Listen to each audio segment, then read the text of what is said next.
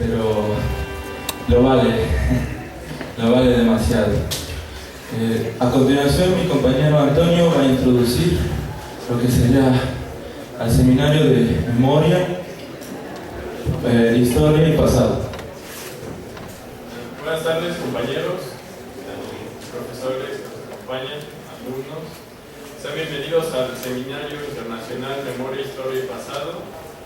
Bueno, nos es muy grato para nosotros como estudiantes tener en nuestro colegio a las personalidades que nos acompañan.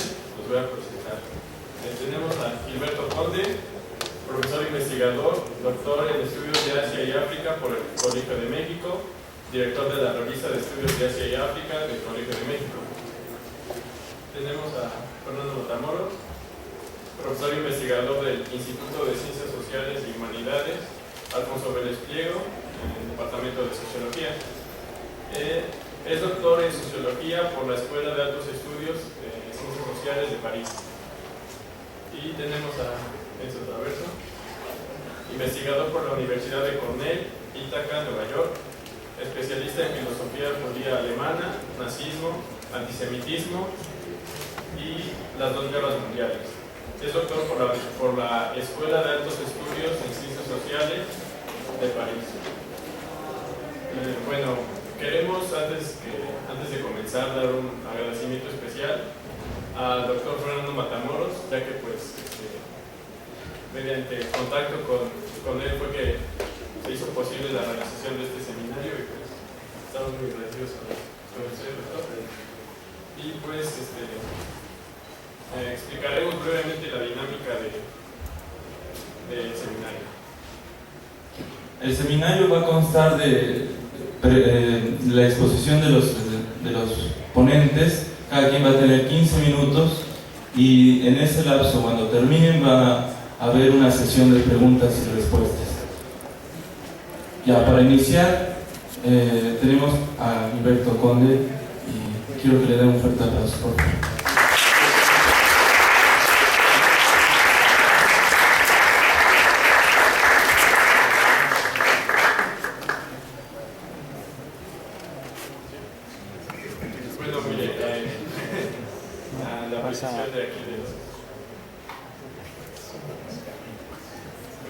Tenemos un pequeño proceso de comunicación, entonces pues, va a comenzar el doctor Enzo Traverso.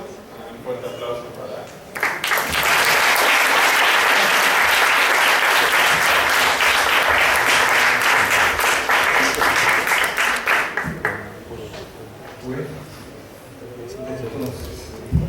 Muchas gracias por esta invitación. Me alegra mucho y me toca ver un público tan numeroso y me preocupa un poco porque me habían hablado de un seminario que tendría la forma del diálogo entre investigadores. Yo me imaginaba un pequeño seminario con una mesa y un grupo pequeño de estudiantes, investigadores alrededor de esa mesa, y veo un público muy numeroso. Entonces, muchas gracias por su presencia, pero no he conseguido esta intervención como una conferencia. Entonces, no voy a hablar una hora como yo lo hice a lo largo de esa semana que me agotó. Entonces voy a introducir una discusión abierta, en la cual podemos tener preguntas, contestaciones, comentarios. Para abrir la discusión, como estamos en un colegio de historia, entonces me parece útil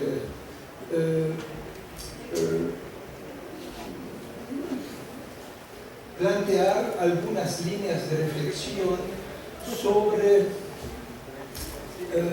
la historia, o mejor dicho, la historiografía contemporánea. Es decir, cuáles cambios se pueden observar en la manera de escribir la historia del mundo contemporáneo en las últimas décadas. Cómo cambió el modo de concebir y de escribir la historia en esas últimas 2 décadas. Es una cuestión que yo me planteo. Yo me la planteo en forma de preguntas, entonces, más que presentar tesis muy bien estructuradas y sistematizadas, quisiera compartir con ustedes algunas preocupaciones, que son las preocupaciones de todos los investigadores que trabajan sobre la historia contemporánea. Y quisiera destacar 3 puntos que me parecen fundamentales. En primer lugar, el surgimiento de lo que hoy se llama la historia global o la World History. ¿Qué significa y cómo se puede trabajar en esta perspectiva? Secundariamente, el redescubrimiento en esas últimas 2 décadas del acontecimiento con su autonomía. Y en tercer lugar, y yo pienso en el marco de este seminario será la discusión que vamos a tener, y por eso yo voy a decir muy pocas cosas sobre este tema ahora, el ingreso masivo en el taller del historiador de la noción de memoria, el concepto de memoria, y cómo se puede trabajar con este concepto. Entonces, en primer lugar, la noción de World History. Entonces, la historia global apareció con la globalización. Digamos, la globalización, otro concepto que hubiera que historicizar, porque hay varias globalizaciones, desde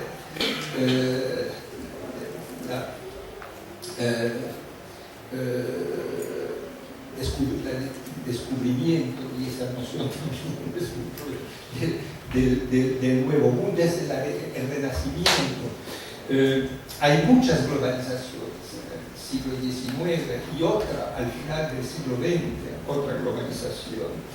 Bueno, la historia global es otra cosa que la historia de las relaciones internacionales, como la hicieron hasta ahora los especialistas de derecho internacional, de ciencia política, de relaciones internacionales. Es otra cosa que el comparativismo histórico, y es otra cosa también que la historia universal, como la conciben desde mucho tiempo las filosofías de la historia universal en el sentido hegeliano o también marxista de la palabra. La World History es una manera de pensar la historia y de escribir la historia no como una historia del mundo, porque se puede escribir la historia de México, la historia de Italia, de un país, o la historia de otro, en la perspectiva de la World History.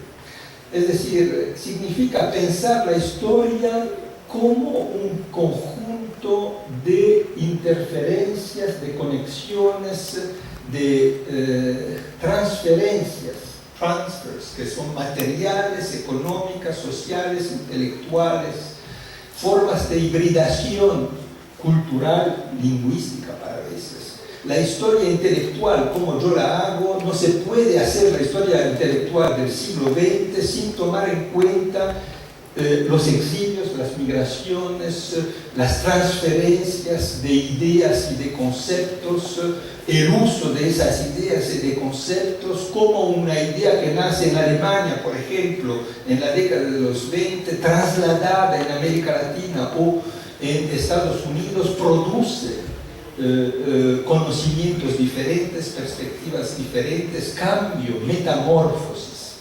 Esa es la manera de pensar la historia global. Otro ejemplo que pudiera dar a partir de mi propia, digamos, me golpeó mucho leyendo a Jürgen Osterhammel, un gran historiador del siglo XIX, autor de este gran libro, Die Verwandlung der Welt, la transformación del mundo, que acaba de salir ahora en inglés, supongo muy pronto en español. Dice, al final del siglo XIX Italia no es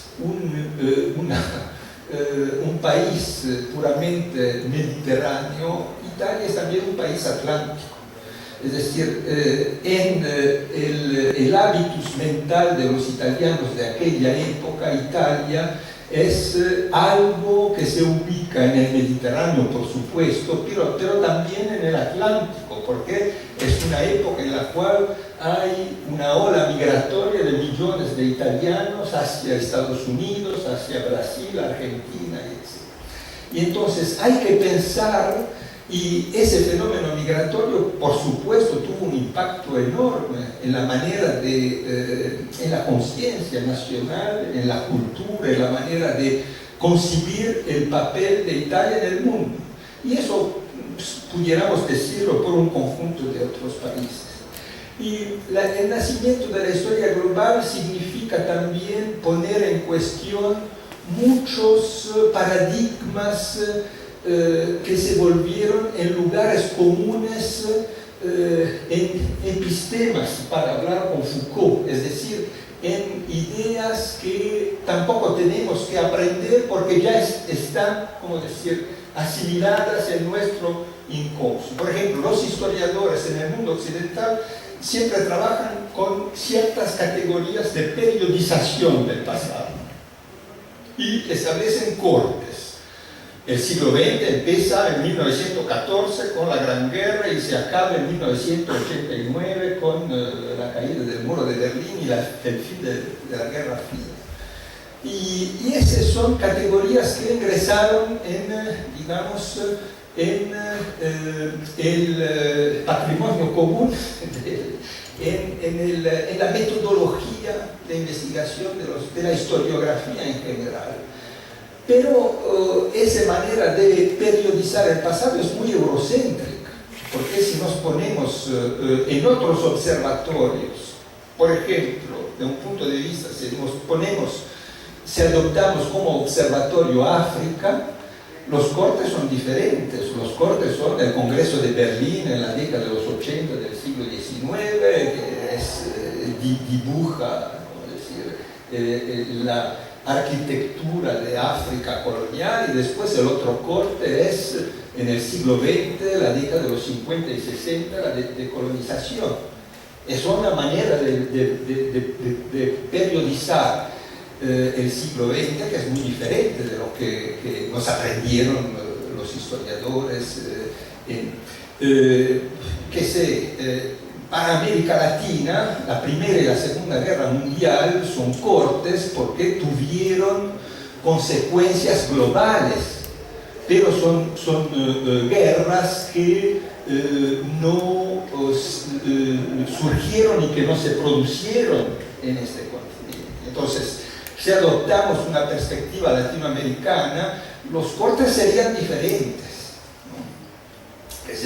Las guerras de independencia del siglo XIX y después la Revolución Mexicana, la Revolución Cubana, las dictaduras militares en la década de los 70 y, por supuesto, el cambio de las relaciones internacionales por seguida de las guerras mundiales, el papel de Gran Bretaña y de Estados Unidos en América Latina cambió mucho por causa de las dos guerras mundiales. Pero, digamos, los cortes son diferentes. En el caso de Asia también. Sí, en el caso de Asia pudiéramos decir 1900 es un corte porque es la primera intervención internacional. En la época no se habla todavía de intervención humanitaria en China. ¿no? Con una coalición de las grandes potencias occidentales que intervienen en China, pero hay otros cortes, la revolución, la guerra sino-japonés, la revolución china de 49 que cambia la cara del mundo y por lo menos de Asia de una manera fundamental, y después el estallido de China en la década de los 80, en Estados Unidos también, la guerra civil americana es un corte. Eso para decirte que escribir en la perspectiva de la historia global implica de poner en cuestión los cortes tradicionales.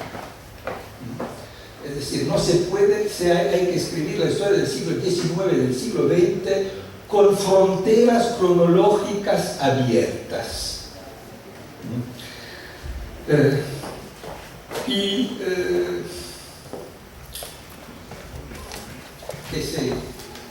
En el marco de la historia intelectual, lo que se llama la French History, la French Theory, por ejemplo. Es fascinante de ver cómo el pensamiento de Foucault y de Derrida, trasladado en Estados Unidos, produce el giro lingüístico, por ejemplo, el postmodernismo, algo que no pertenece a la tradición intelectual del mundo, pero el uso que se puede hacer de esas categorías. La noción de totalitarismo que nace en Italia en la década de los 20 y que se elabora en Estados Unidos después de la Segunda Guerra Mundial y que toma un sentido completamente diferente. Totalitarismo es, a partir de la década de los 50, una visión apologética del imperialismo y es la defensa del mundo libre contra el comunismo en la época, cuando la noción de totalitarismo nació para definir el fascismo como un nuevo tipo de régimen político de la modernidad. Bueno, la historia global nos ayuda a hacer todo eso. El acontecimiento. Durante largo tiempo, por ejemplo, cuando yo tenía 20 años, empezaba a estudiar la historia en la Universidad de Italia, estaba dominante, tenía una hegemonía en la historiografía, la escuela francesa de los anales, les Annales, vinculada a una gran revista que todavía existe, muy prestigiosa y muy importante. Y la escuela de los Annales, les Annales, había teorizado una visión estructuralista de la historia. En la época digamos, la gran ola estructuralista, l'École des Annales, que tenía toda una tradición que nació ya en la década de los 20 con Lucien Febvre, Marc Bloch, y después se desarrolló con Fernand Braudel. Esa escuela historiográfica se focalizaba sobre el concepto de larga duración. La larga duración, hay que estudiar la historia del pasado como un movimiento estructural. Fernand Braudel decía como las olas del océano, ¿no? Los grandes movimientos que se pueden analizar solamente en la larga duración, y es una concepción de la historia como un proceso cumulativo de estratos. Hay un primer estrato que es casi geológico, se puede decir, el territorio, la demografía, la economía, y después la cultura, la política, y los acontecimientos son superficiales. En la definición de Braudel, los acontecimientos son la espuma del océano que es efímera y que desaparece cuando el mar toca la orilla, ¿no? Y entonces focalizarse sobre el acontecimiento significa no ver la historia en su movimiento profundo, estructural y fundacional. y la historia de los acontecimientos en la época era despreciada como arcaica. Los acontecimientos, la historia de los generales y de las grandes batallas, una historia épica, una historia que no explica nada, que es sí, el relato de los vencedores, etc. Bueno, esa visión estructural de la historia, yo creo, pertenece a una coyuntura histórica particular que es la Guerra Fría, que es la posguerra, la Guerra Fría. Es decir, la Guerra Fría es un periodo del mundo en el cual la historia parece congelada, en el cual hay ese mundo bipolar y todo lo que ocurre en el mundo está sometido, digamos, a ese orden bipolar. Y pueden ocurrir revoluciones en Europa del Este, pero son revoluciones que están, ¿cómo decir?, contenidas y reprimidas, porque hay este orden del mundo. Y los acontecimientos, digamos, las guerras que son más... hay momentos de crisis que riesgan de hacer explotar ese orden del mundo, que son la guerra de Vietnam, primero la guerra de Corea, la guerra de Vietnam, la crisis de los misiles en Cuba, etc. Pero son momentos, el orden es bipolar, todo parece congelado, fijado, y entonces en ese contexto se piensa la historia como un gran movimiento estructural. Y después de la Guerra Fría se rehabilita el acontecimiento. Se comprende que la historia contemporánea es hecha de bifurcaciones, es hecha de cortes, es hecha de giros repentinos que no se pueden explicar por un determinismo, por una causalidad determinista, por un determinismo mecánico. Hay todo un debate desde décadas sobre las causas de la Primera Guerra Mundial. Es el tema de la conferencia que di al Colegio de México. Por supuesto, la Primera Guerra Mundial tiene muchas premisas que se pueden investigar, que hay que analizar y comprender o explicar para comprender cómo se desarrollaron los acontecimientos. Pero ninguna de esas premisas es una causa que puede explicar lo que ocurrió. Lo que ocurrió tuvo su dinámica propia, y es una dinámica propia que trasciende sus causas. Y ninguno de los actores de ese acontecimiento había previsto, planeado o prefigurado lo que estaba ocurriendo o lo que se produjo, el orden del mundo que hubiera nacido de este corte. Y pudiéramos dar muchos otros ejemplos. Un tema sobre el cual yo trabajé mucho, el Holocausto.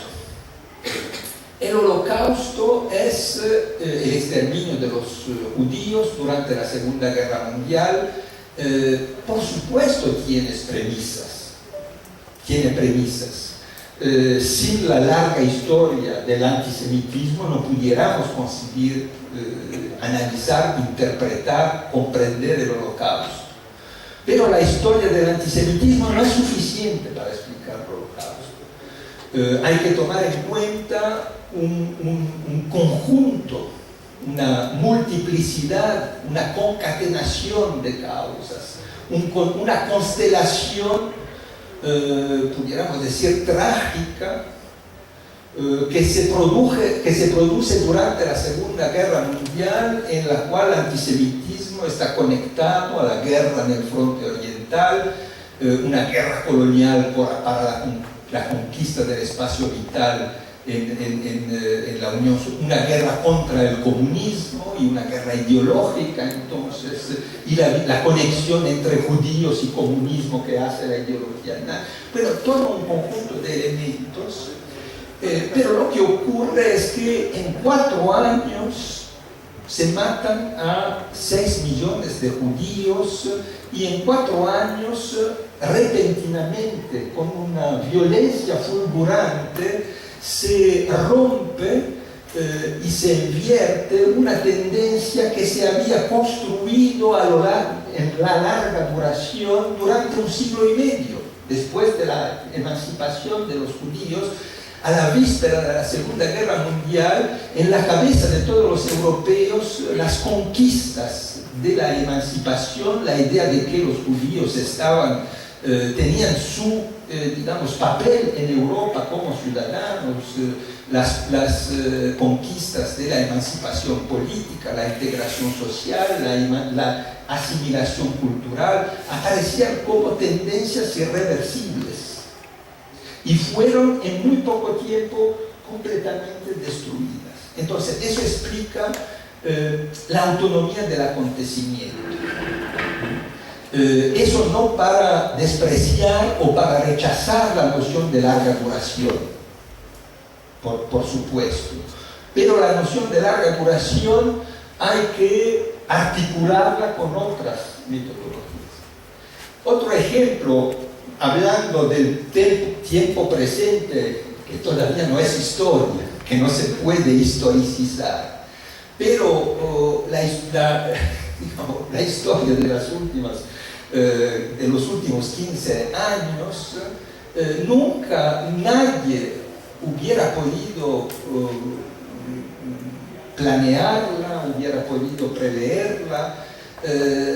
Las consecuencias del 11 de septiembre de 2001 es un acontecimiento que cambió todo: la política exterior de Estados Unidos, las relaciones internacionales, las relaciones, digamos, la configuración geopolítica, todo cambió. Y Bush había sido, al principio se hablaba de la administración Bush como el retraso de Estados Unidos de la escena internacional, y así hicieron 2 guerras, digamos, y todo eso es la consecuencia de un acontecimiento que tiene un carácter eruptivo, ¿no?, pudiéramos decir, y que no, por supuesto, tiene sus premisas. El fundamentalismo islámico, tenemos acá un especialista que pudiera ayudarnos a comprenderlo, tiene su historia, tiene sus desde la revolución iraní. Bueno, hubo todo un conjunto que explica cómo nació el terrorismo,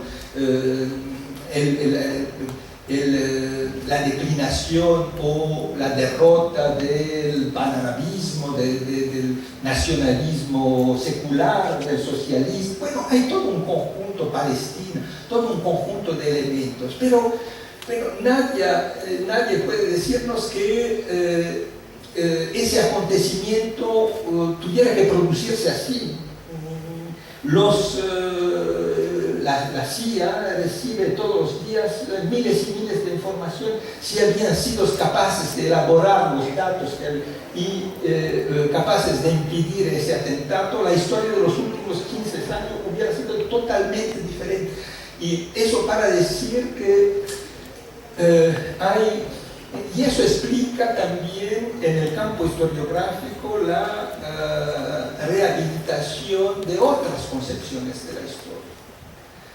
En la época de la Guerra Fría, la noción benjaminiana de Jetztzeit, el tiempo actual, el momento en el cual l'histoire peut basculer, la historia puede repentinamente cambiar, en el cual puede producirse un cortocircuito y un choque entre el pasado y el presente, una reactivación del pasado. Esa visión de la historia hubiera sido, digamos, esa visión de la historia era completamente neglecta y ignorada por los historiadores en otra conjuntura histórica, intelectual y política. Bien, y la cuestión de la memoria al final, ¿no? La cuestión de la memoria que me parece vinculada a todos esos cambios. Hoy se habla de memoria como sinónimo de historia y hay tendencia, por los medios de comunicación, casi a ¿cómo se dice? Invertir las jerarquías que estableció la historiografía. La historiografía siempre pensó la memoria como un acercamiento al pasado no científico, un acercamiento al pasado que no tiene el carácter racional y objetivo que pertenece a la historia. Hacer historia significa hacer un trabajo serio de investigación, de objetivación, de contextualización, de racionalización de los hechos que constituyen este caos de la materia histórica del pasado. La noción de la fenomenología, digamos, el pasado como un prisma que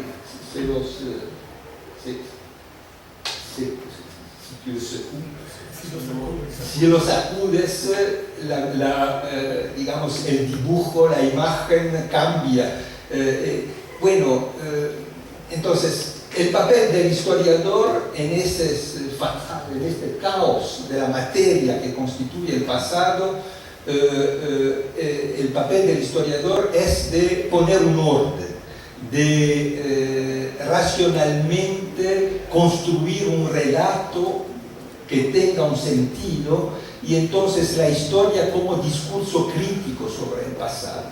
Y siempre en el marco de esa visión la memoria tiene un papel, digamos, de un acercamiento al pasado que es inacabado, que no es científico, que es aproximativo, que es subjetivo, que es, digamos, algo que hay que desarrollar y construir. Para los historiadores la memoria puede ser una fuente, una historia oral, por ejemplo, una fuente que hay que manejar con cuidado, verificándola como se hace con todas las fuentes escritas o visuales o materiales o otras, ¿no? Bueno, en el espacio público, en el discurso cultural de hoy, la memoria casi tomó la posición jerárquica superior, y se habla también de memoria histórica, y la historia se vuelve en adjetivo y la memoria del sustantivo. Entonces, ¿por qué se produjo eso? Porque yo creo que había como una exigencia de reintroducir en el relato histórico y en este discurso crítico sobre el pasado, había la exigencia de reintroducir una dimensión subjetiva, de subjetividad, de emoción, las pasiones de la historia, cómo los actores de la historia viven una experiencia, restituir una parte de lo vivido. Y eso me parece lo que explica esa predilección por la memoria. Cuando se habla de memoria siempre se piensa a la historia de una manera que no es tan fría como las concepciones estructurales de la historia, en las cuales hay las estructuras económicas, las clases sociales, hay categorizaciones que de cierta manera aplastan la subjetividad, la dimensión subjetiva de la historia. Y entonces el surgimiento de la memoria, de maneras muy diferentes, pero el surgimiento de la memoria y todas las implicaciones que eso tiene en el trabajo del historiador, ¿no? cómo acercarse a los actores del pasado, qué tipo de identificación establecer con los actores y los sujetos de la historia, el problema de la Einfühlung, la empatía, y la empatía que es muy problemática, en particular cuando se trata de analizar, interpretar experiencias de violencias o de genocidios. Es difícil para un historiador, un investigador, identificarse a los verdugos, por ejemplo, pero ese trabajo hay que hacerlo. Para reconstruir la historia hay que intentar de comprender cuál es el hábitus mental del verdugo, por qué actúa así, cuál es su ideología, cuál es su mentalidad, cuál es su visión de la víctima, por ejemplo. Y eso implica una identificación que pudiéramos decir no es el Einfühlung, compartir o sentir, es una identificación heteropática que implica distancia crítica y conflicto, pero también cómo se estudia la historia de las revoluciones. En este caso, el problema de la distancia crítica es no ser sumergido por la emoción empática de, bueno, es muy diferente estudiar la Revolución Mexicana o estudiar el genocidio nazi. El tipo de identificación empática con los actores de la historia no es cierto lo mismo. Pero, digamos, todos esos problemas hay que planteárselos escribiendo la historia, porque ahora no se puede más escribir la historia simplemente como un relato de un proceso cumulativo de estratos de tiempo. Hay que escribir la historia tomando en cuenta la subjetividad de los historiadores, de los actores. Y bueno, yo creo que puedo quedarme acá para que puedan hablar mis colegas primero.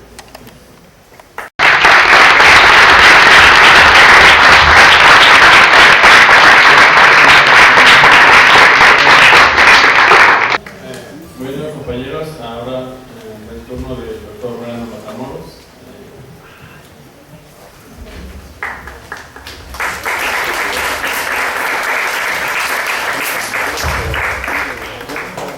Bueno, pues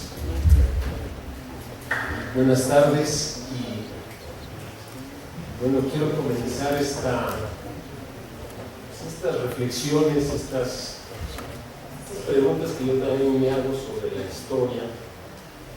Pero primero quiero subrayar que nadie es perfecto. Pues no soy historiador y estoy en el colegio de historia. Y sin embargo, en mi subjetividad, en mis recorridos, diríamos, interdisciplinarios, por ahí pues me crucé con la antropología, con la ciencia política y inevitablemente con la historia. Y por lo tanto, la necesidad de mirar la historia o tratar de, diríamos, de comprender aspectos de la historia o los acontecimientos de la historia o el acontecimiento de la historia y tratar, diríamos, de comprender las subjetividades, los tiempos, las particularidades, pero también las partes universales que constituían el acontecimiento o que constituyen el acontecimiento. En ese territorio, y entonces me metí a hacer una cosa que realmente es muy complicada, que es hacer sociología histórica. Y realmente me encontré, diríamos, con una serie de dificultades metodológicas, epistemológicas, porque desde luego me encontré con Marc Bloch, con Lucien Favre, con Fernand Braudel, y entonces intenté ver los aportes de esas, diríamos, de esas metodologías, de esa mirada de tratar de comprender la historia de un acontecimiento, la historia de los siglos que constituían la historia del Mediterráneo, pero traté también de mirar o de ver, diríamos, retomar esos elementos que estaba, diríamos, proponiendo Fernand Braudel, para tratar de ver justamente cómo el acontecimiento América, o el acontecimiento América Latina, era una serie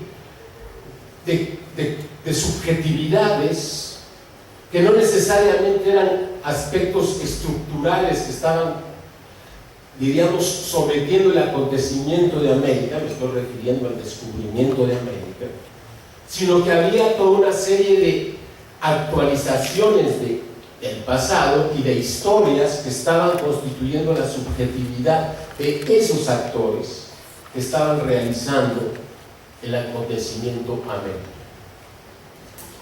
Y al revisar algunos, diríamos, archivos y algunas carpetas y algunos textos en la Biblioteca Nacional de Francia, rastreando algunos, siempre tratando de ver cuáles eran aquellos aspectos que no estaban, diríamos, descritos, definidos, clasificados, homogeneizados, en eso que llamamos, o que se ha llamado, la historia de los vencedores y la historia de los vencidos, para tratar de entender cómo, si ustedes quieren, el acontecimiento es una construcción social, es una construcción, es una serie de dimensiones sociales, culturales, de clase, económicas, político-culturales, que van a ir construyendo el acontecimiento. Y entonces yo me permití, diríamos, tratar de ver cómo la historia y la memoria que de alguna manera estaban escribiendo los historiadores y los mismos actores, Hernán Cortés, Bernardo Díaz del Castillo, Fray Bernardino de Sahagún, Jerónimo de Mendieta, evidentemente Bartolomé de las Casas, es decir, tratar de ver en la memoria de estos, cómo a través de ella se experimentaba eso, algo que diría Benjamin,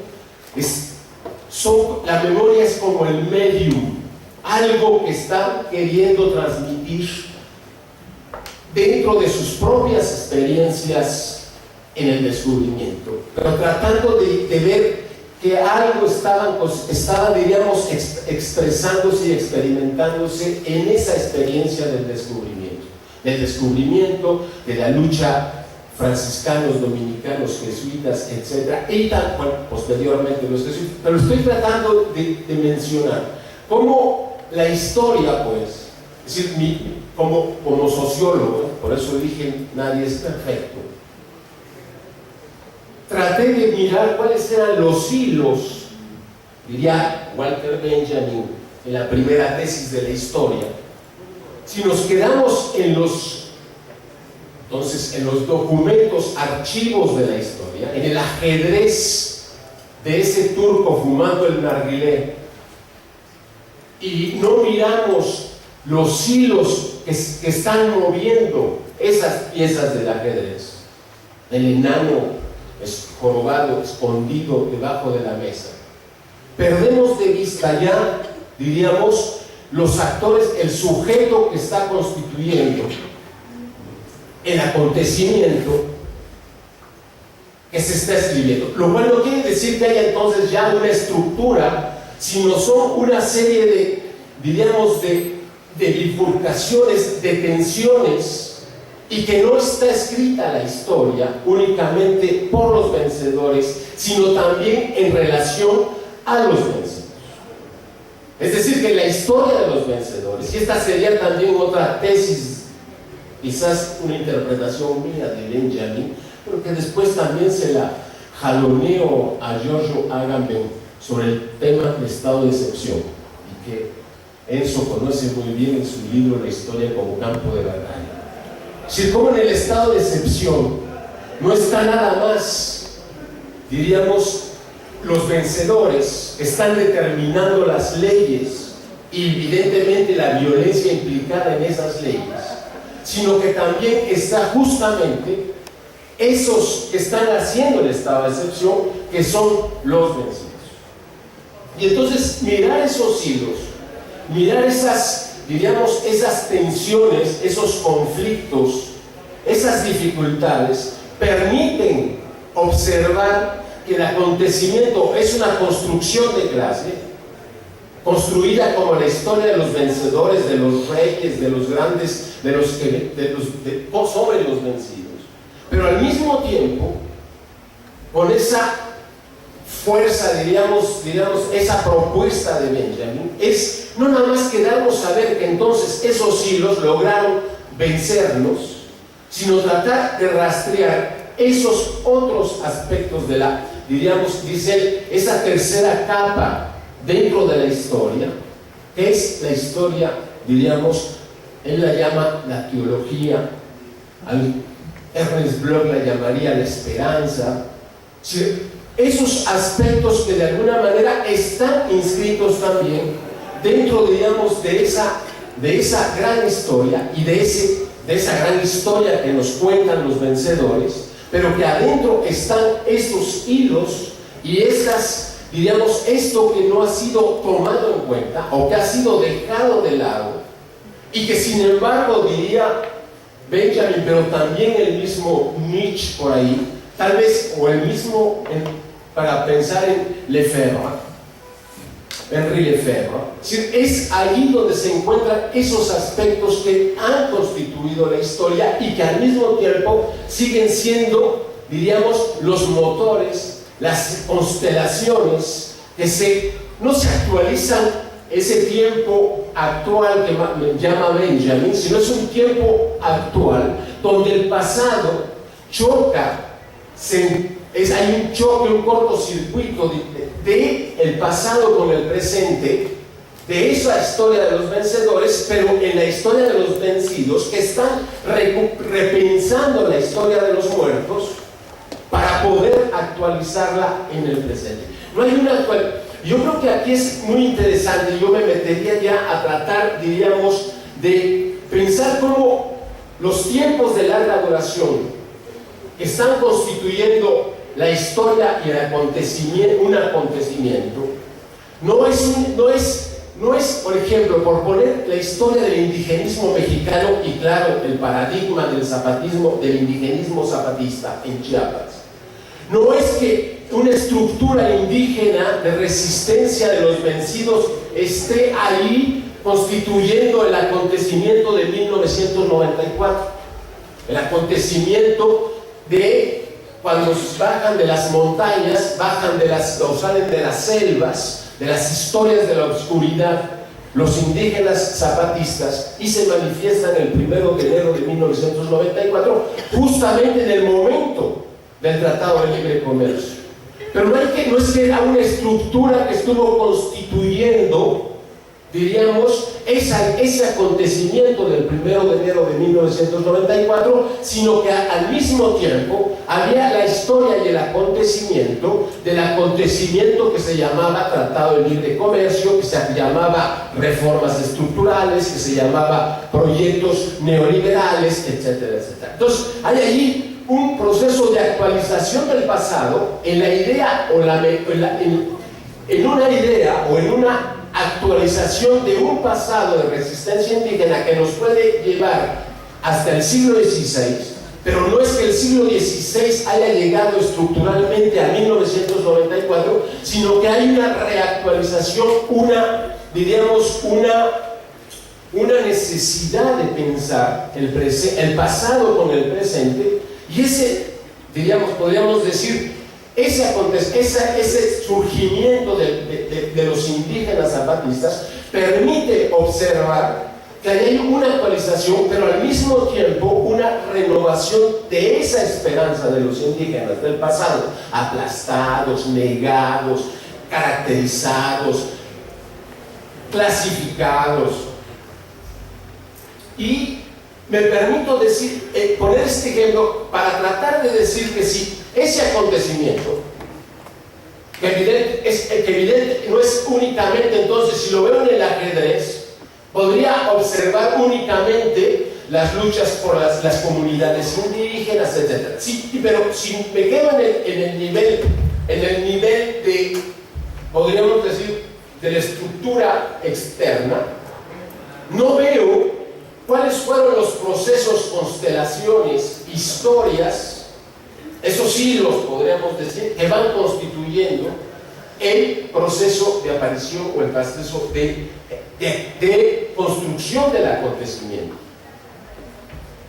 Y si me meto más, diríamos, y voy viendo entonces los actores, pero los actores que no están únicamente en interrelación entre ellos, me refiero al subcomandante Marcos, por poner al personaje principal, hoy el subcomandante Galeano, no únicamente me refiero al Ejército Zapatista de Liberación Nacional como una táctica y una estrategia política, sino que estamos observando también que ese Ejército Zapatista está constituido de actores, y actores que están correlacionados con diversas dimensiones sociales que constituyeron la subjetividad de esos actores, experimentado en el Ejército Zapatista de Liberación Nacional, pero donde se confluyen entonces una serie de historias. Y aquí es lo que decía, me parece, Enzo, cuando dice: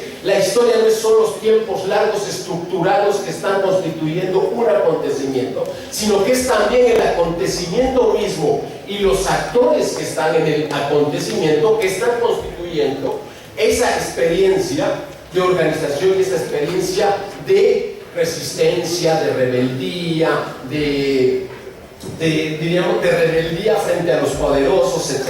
Entonces, quiero tratar de decir que en esa historia del tiempo actual, el choque o entrechoque el cortocircuito del pasado y del presente, está necesariamente también, y aquí me parece que hay la historia nos da los elementos fundamentales para comprender ese acontecimiento, es encontrar esas líneas de constelaciones que van constituyendo un acontecimiento que se da que se escoge el 1 de enero de 1994, pero que primero se pensaba escoger 1992, es decir, los 500 años del descubrimiento de América. Es decir, que había un proceso, diríamos, pero que no estaban preparados en relación a una estrategia de salir y llamar a la revolución en la primera declaración de la Selva Lacandona.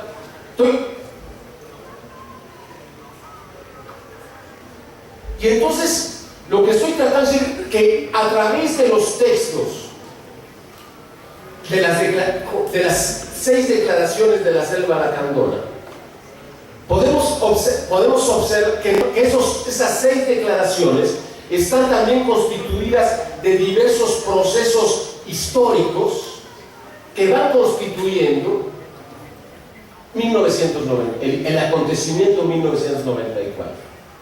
Y entonces, cuando nosotros tratamos de rastrear la historia de ese acontecimiento y sus actores, podemos observar que no está hecha en los primeros 10 años, en los 20 años, en los 30 años, en los 40 años, en términos de cruces y de acontecimientos que van constituyendo ese acto de 1994.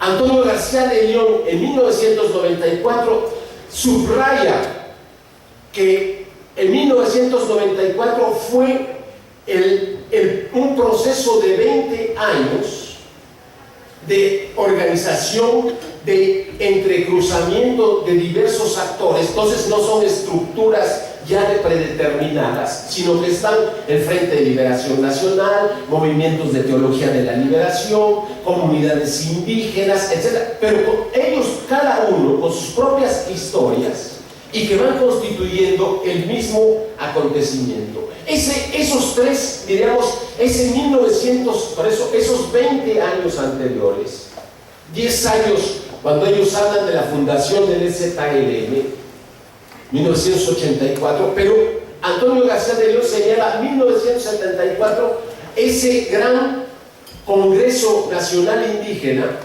donde se reúnen cerca de 2000 personajes representando a múltiples comunidades indígenas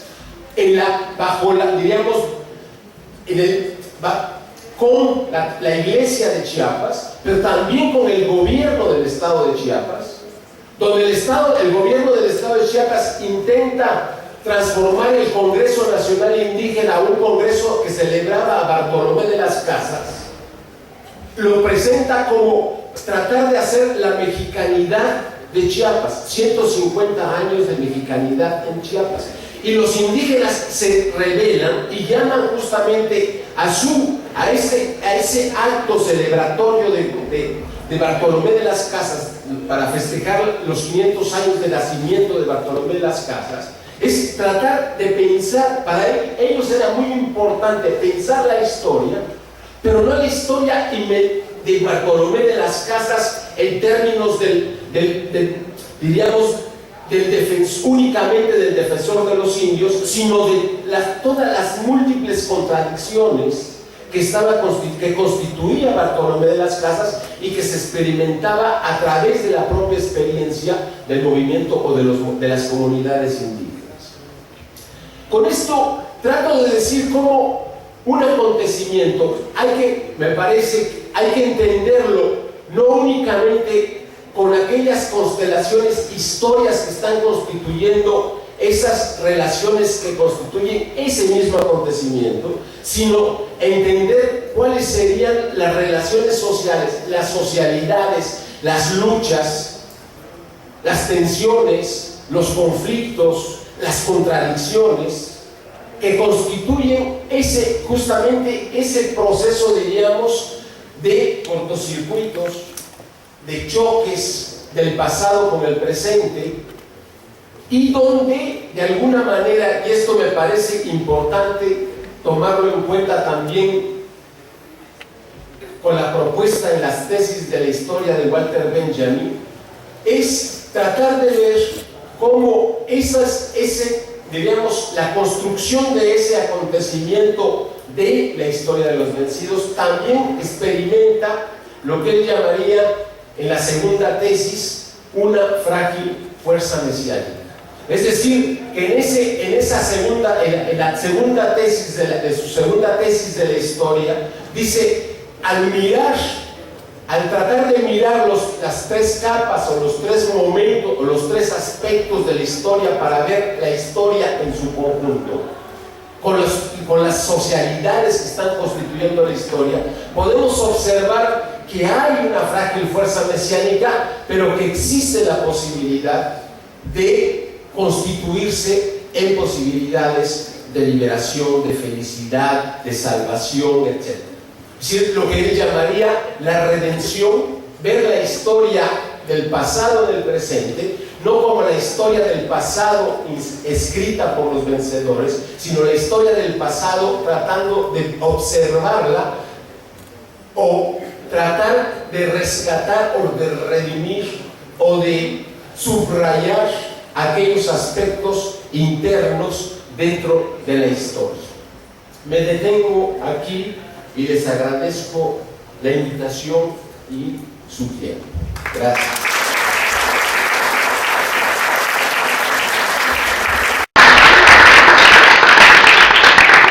Muchas gracias. ¿Cuánto tiempo me dan? Qué crueles, no tampoco. Bueno, voy a tratar de ser breve, pero no les prometo nada. Si veo que ya solo queda la mitad de la sala, pues me caigo. No, este tema del acontecimiento y la larga duración a mí me parece sumamente importante y sugerente, creo que tanto Enzo como Fernando le han puesto mucha atención, yo no tanta, y les agradezco enormemente pues que me hayan puesto a recapacitar en este tema. Yo lo veo un poco como, no sé si estén familiarizados con aquel viejo debate de la contradicción entre necesidad y libertad. Que, bueno, finalmente actuamos por necesidad, porque estamos obligados a actuar como actuamos, justificando un poco los términos de la contradicción, o actuamos por libertad, porque decidimos libremente actuar como actuamos. Yo siento que la larga duración está ligada de alguna forma al opuesto dialéctico de la necesidad, es decir, en la larga duración son las tendencias profundas sociales que de alguna forma empujan a los acontecimientos o a la historia, digamos, en cierto sentido, y el acontecimiento está ligado al opuesto de la libertad, es decir, en el acontecimiento actuamos o actúan los actores sin preocuparse mucho, probablemente, de la necesidad. Entonces, yo creo que aquí lo que necesitamos es ver cómo superar la contradicción. Yo creo que a mí me parece que la larga duración, los análisis de larga duración de Brodel y algunos de sus seguidores, como Giovanni Arrighi particularmente, me parecen muy sugerentes. Me parece que nos ayudan a entender muchas cosas, no todo por supuesto, pero siempre me ha molestado en este tipo de análisis una especie de determinismo, y que incluso, por ejemplo, Giovanni Arrighi en el posfacio a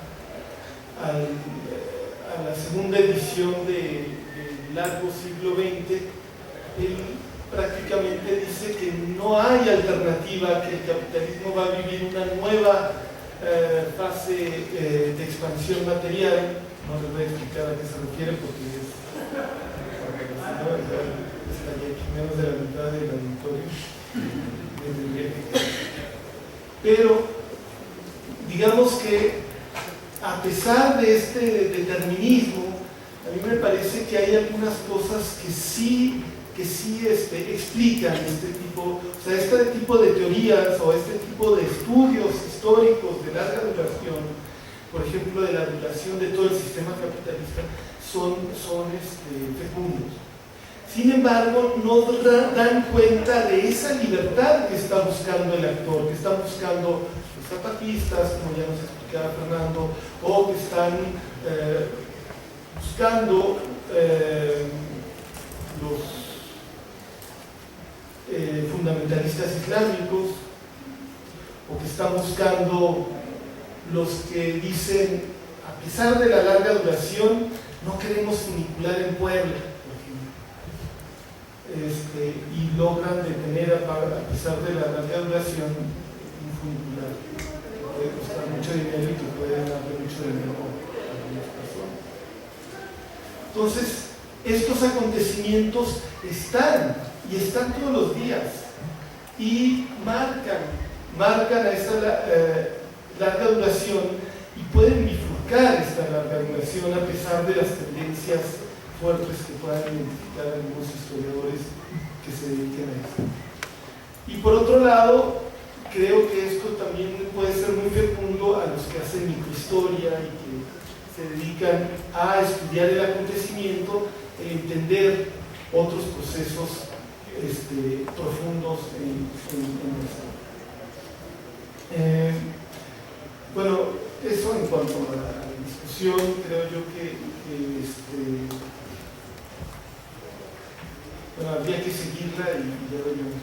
Pero bueno, otro punto es que a mí me parece importante y que en los estudios que yo hago sobre el Medio Oriente y no solo en estos, pero en otros también, hay gente que ha observado que la historia en Occidente muy fácilmente se puede escribir como si fuera una cápsula cerrada.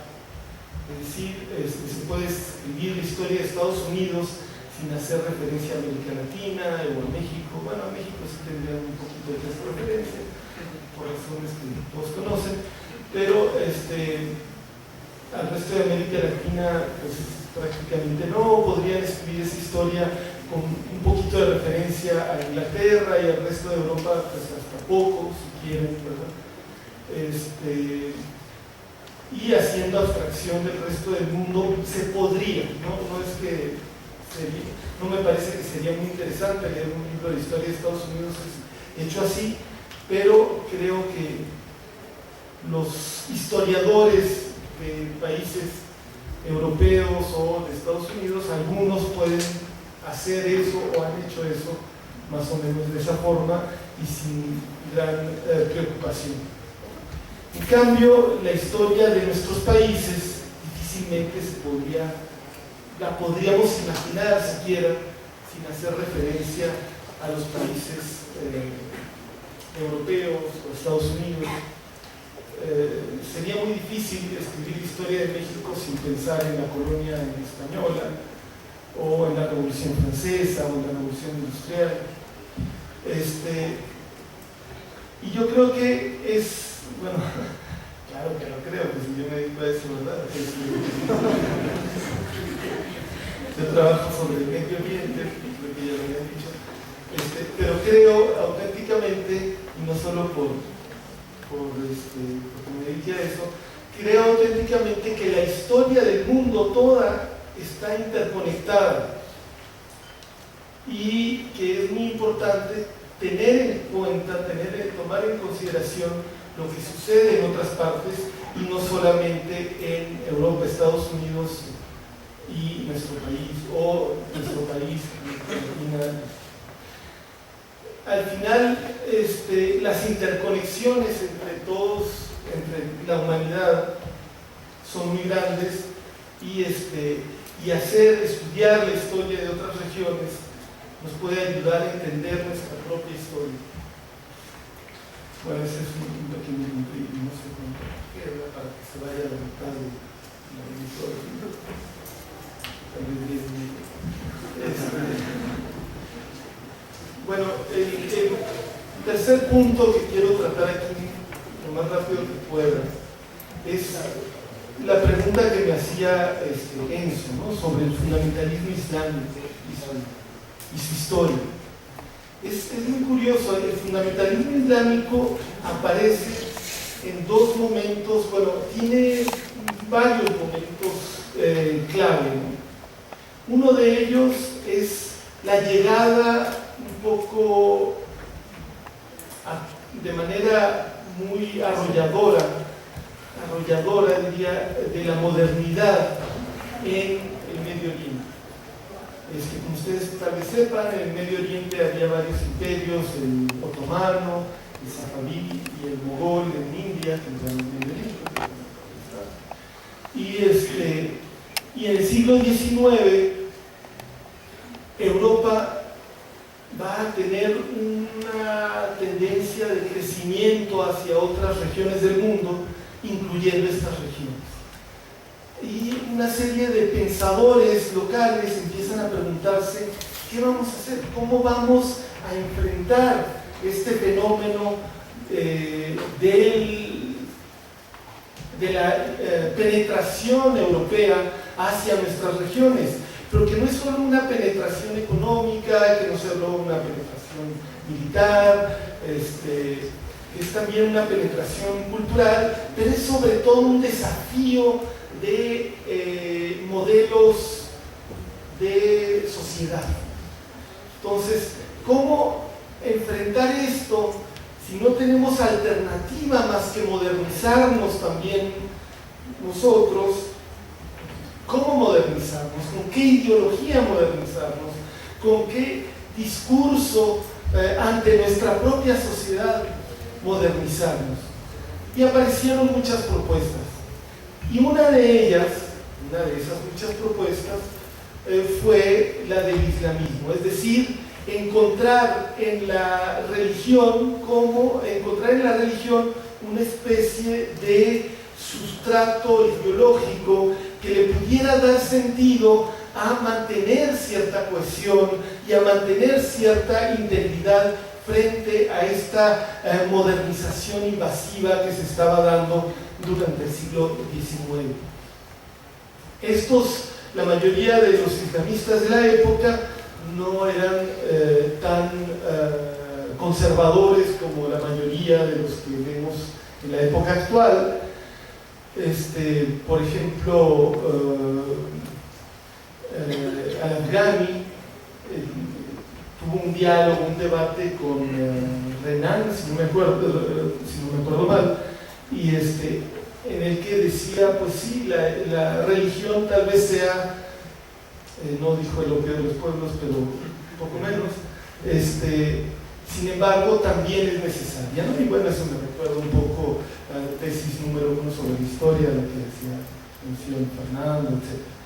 Pero la cosa es que ese es un primer momento, pero con el tiempo, como la modernidad y el capitalismo van penetrando más y más esas sociedades, los desafíos se van haciendo más grandes y también, bueno, hay acontecimientos, y entre esos acontecimientos están algunos individuos que empiezan a pensar en un islamismo, porque una cosa es Islam, que es una religión, y otra cosa es islamismo, que es una ideología política.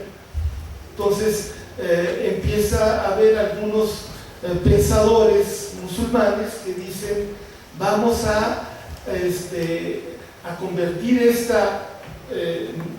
nuestra religión en ideología, como ya proponían estos que nos precedieron, pero empiezan también a desarrollar una crítica del capitalismo, pero una crítica que es muy conservadora, y que hacen una propuesta política y fundan algunos partidos como los Hermanos Musulmanes.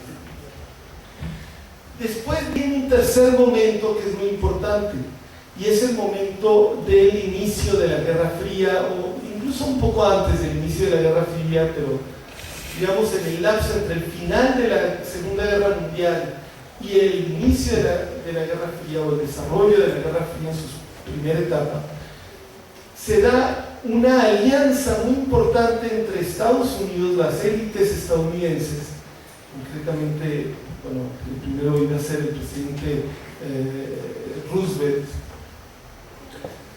que hace una alianza con la monarquía saudí, que tiene que ver mucho con el petróleo, pero que tiene que ver con una visión de estas élites estadounidenses de cómo se van a posicionar en el mundo.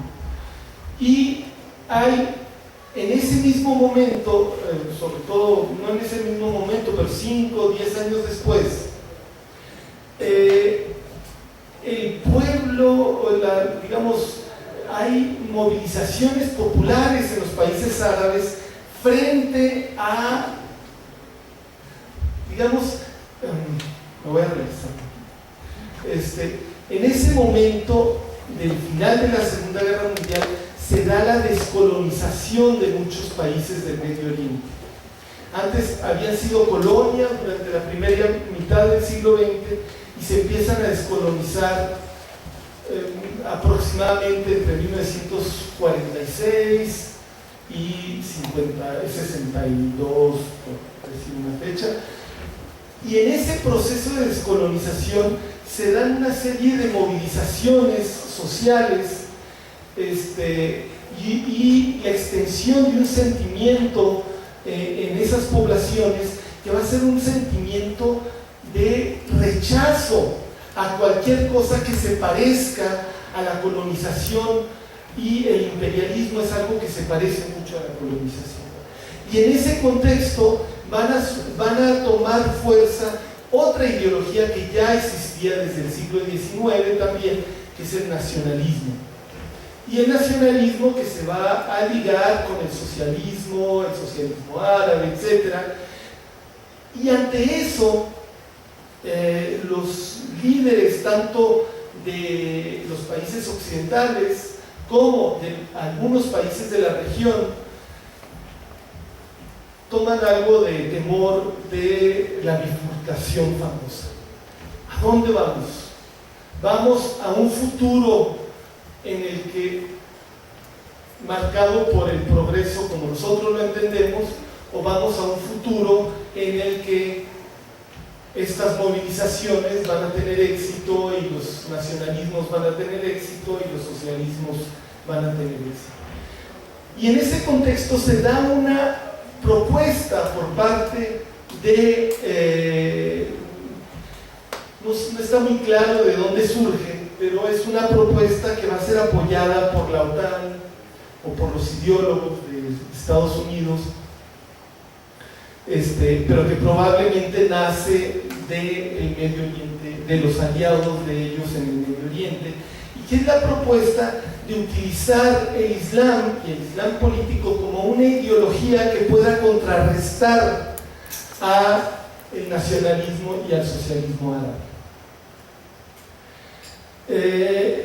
Y esto, sin embargo, también se le sale de las manos, o sea, no es una cosa tan fácil de manejar, y aunque sí fue, los movimientos islamistas fueron financiados por Arabia Saudita durante décadas, con la derrota de 1967 del nacionalismo árabe,